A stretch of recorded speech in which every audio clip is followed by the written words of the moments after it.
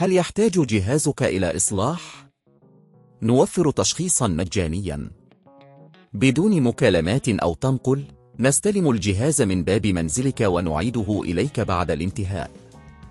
قبل الإصلاح نرسل لك تقدير التكلفة ونبدأ العمل فقط بعد موافقتك. خدمة بسيطة وشفافة واحترافية.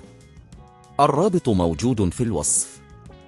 إذا كنت تواجه مشكلة في الصوت بجهاز أشهر في 14 فقد يكون السبب هو تلف وإيس الصوت. في هذا الدليل سنقوم بتفصيل خطوات التشخيص والإصلاح. الخطوة 1: التشخيص المجاني. أولاً، يجب عليك التأكد من أن المشكلة تتعلق بعيس الصوت. يمكنك القيام بذلك من خلال بعض الفحوصات البسيطة. تأكد من تحديث برامج تشغيل الصوت من موقع أشهر الرسمي. إذا استمرت المشكلة، قم بإجراء اختبار الصوت في إعدادات النظام. الخطوة 2: التحقق من المكونات. إذا لم تنجح الخطوات السابقة، فقد تحتاج إلى التحقق من المكونات الداخلية. افتح غطاء الجهاز بحذر وتأكد من أن كابل الصوت موصول بشكل صحيح. الخطوة 3: استخدام أدوات التشخيص. يمكنك استخدام أدوات مثل سبيكي أو HWINFO لفحص حالة المكونات. هذه الأدوات تساعدك على معرفة ما إذا كان إيس الصوت متعطلاً. الخطوة 4: خدمة الاستلام من المنزل.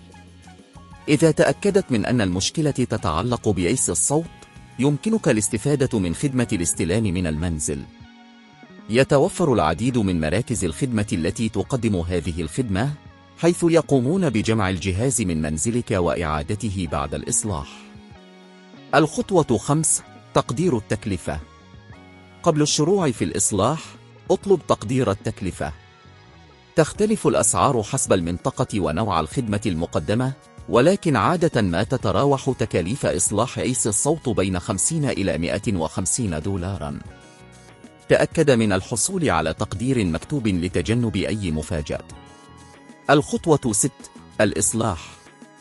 بعد الحصول على تقدير التكلفة والموافقة عليه، سيقوم الفني بإصلاح عيس الصوت أو استبداله.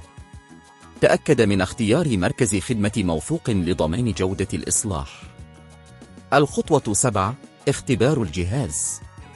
بعد الانتهاء من الإصلاح، قم باختبار الصوت مرة أخرى. تأكد من أن كل شيء يعمل بشكل صحيح قبل استلام جهازك. تذكر أن العناية بجهازك والتأكد من استخدامه بشكل صحيح يمكن أن يساعد في تجنب المشاكل المستقبلية. هل يحتاج جهازك إلى إصلاح؟ نوفر تشخيصا مجانيا بدون مكالمات أو تنقل. نستلم الجهاز من باب منزلك ونعيده إليك بعد الانتهاء.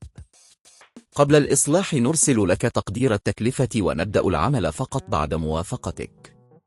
خدمة بسيطة وشفافة واحترافية. الرابط موجود في الوصف.